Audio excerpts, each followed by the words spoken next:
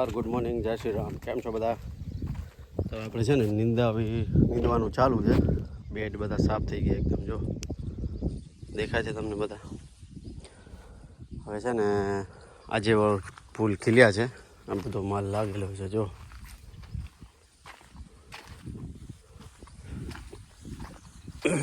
વચ્ચે તો દવા મારેલી છે. અહીંયા બધી જગ્યાએ નીંદાવી નાખ્યું છે. જો એકદમ ચોખ્ખા થઈ ગયા બેડ, ક્લિયર.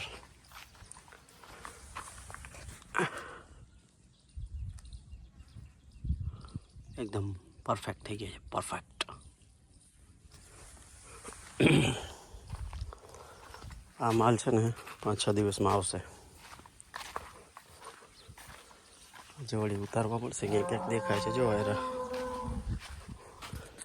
આ ઇંગ્લિશ ગાય બહુ કરે છે ને. થોડુંક બાકી રહ્યું છે, બપોર સુધી લગભગ થઈ જવું જોઈએ પૂરું.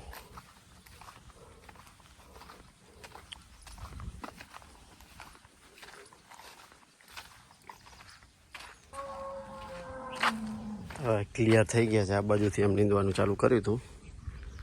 આમ જતાં છેટો બાજુ જાય છે.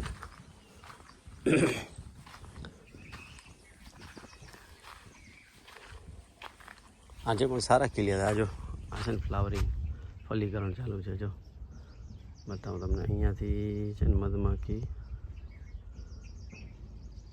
હીરા ઉપાડી ને બીજી જગ્યાએ જશે. અહીંયાથી ઉડશે. જો છે ને કેવું બનાવ્યું છે કુદરતે. હવે બીજા ફૂલમાં જશે એટલે ફલીકરણ થઈ જશે. આજે મધમાખી પોતે કરે છે ફલીકરણ, બાકી તો બીજામાં તો આવે છે તો કરવું પડે છે મેન્યુઅલ પોલિનેશન. એ પણ જાત આવે છે.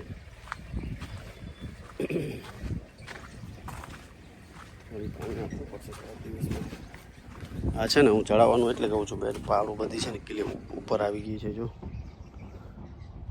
છે ને બધી દાટવી પડશે. વરસાદ પડ્યો છે ને, ઓલું થઈ ગયું છે. હવે અહીંયાથી છે ને ઓલું લાગશે, કટ મારશું અહીંયાથી. આવી રીતે બેડ ચીરી નાખશું, ખાતર નાખીને ફરી પાછું ચડાવી દઈશું બેડ. આમ તો સફાઈ થઈ જાય એટલે વાંધો ના આવે, એકદમ ક્લિયર થઈ જાય. નીંદાઈ જાય ને એટલે.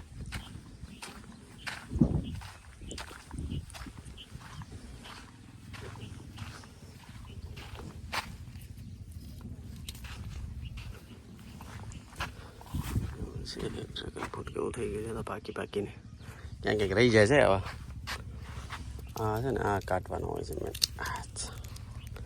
અંદર જો કોણ આવ્યું? ડાય બાપા. એ જ છે ભાઈ, ડાયા બાપા આવી ગયા. ડાયા બાપા અમારા પ્રમુખ છે.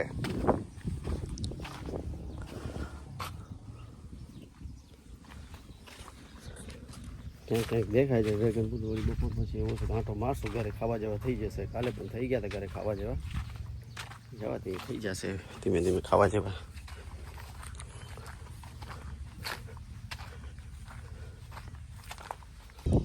ઓ સામે પહોંચ્યા છે. જો હું છે, કેટલા બાકી છે ગણી લઈએ. 1 2 3 4 5 6 7 8 9 બાકી છે. બપોર સુધી થઈ જવા જોઈએ. થઈ તો જશે, વાંધો નહીં આવે.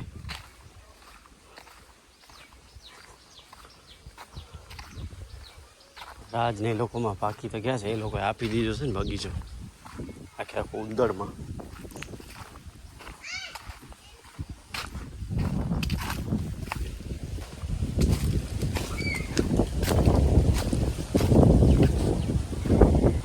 પાકી ગયા છે. જો દેખાય છે. આપણે છે ને કૈલાસ પાસે જવાનું છે. ત્યાં જો આમ છે ને, આમ તો ઘાસ પડ્યું હોય છે. ચોખ્ખું થઈ જાય તો વાંધો ના આવે, ઝાડને પણ નુકસાન ન કરે. ઘણા જણા એમ કહે છે ઘાસ તમે રાખો ને તડકામાં બહુ મદદરૂપ થાય, જમીન ઠંડી પડી હોય. વાત સાચી છે. તો ચોમાસા અને શિયાળામાં એ વસ્તુ કામ ન લાગે, ઉનાળામાં તો ખાસ લાગે. ઉનાળામાં અમે નીંદાવતા નથી, બહુ ઓછું નીંદાવીએ છીએ. પાછું વળી પાછું અંદર છે ને વચ્ચે મગ વાવી દઈએ છીએ અમે લોકો. એના કારણે રિફ્લેક્ટિવ છે ને પાછી ના આવે ઉપર અને પાડોને ઝાડને નુકસાન ન કરે એટલા માટે.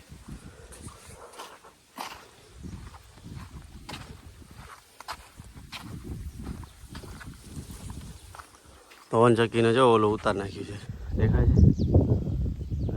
ઝૂમ કરીને બતાવું તમને. એને છે ને અંદર બેરિંગ ખરાબ થઈ ગયું છે, શું છે ખબર નહીં હવે. રાજવાળાની વાડીમાં છે પવન ચક્કી, જમીન આપી છે લોકોએ. આ જો ને કેવા પાકી ગયા છે, જબ્બર પાકી ગયા છે, જબ્બર. કલર ભગવાને જોરદાર બનાવ્યો છે ડ્રેગન ફ્રૂટનો, વાહ. Pink pink pink. બીજું આવે છે યલો યલો ડટી ફેલો.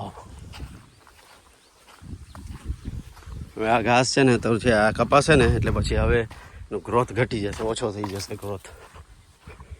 નહીં બધ થઈ સાવ આટલા પડ્યા છે શિયાળામાં. બહુ એટલો ગ્રોથ હોતો નથી શિયાળાના દિવસોમાં. પાણી આપણે રમેશભાઈનું ચાલુ છે કે શું છે? એક દિવસ હલાવી દઈએ પાણી તો વાંધો ન આવે.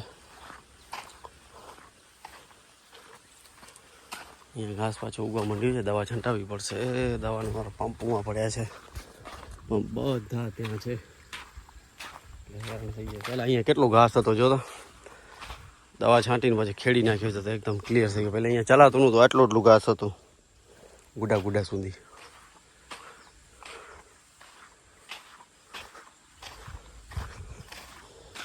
પોપીભાઈ ક્યાં છે? પોપીભાઈ, સચિનભાઈનો બોર પણ કમ્પ્લીટ થઈ ગયો છે ત્યાં.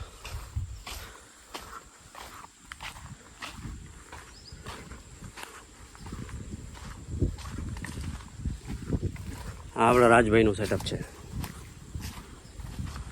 ને. અહીંયાથી પાણી જાય આમાં, આમાંથી જાય આમાં, ને આમાંથી ઉપડીને જાય ડ્રેગન ફ્રૂટમાં. આમાં શું થોડોક બેનિફિટ રહે, કચરો ના જાય તમારા મોટરમાં.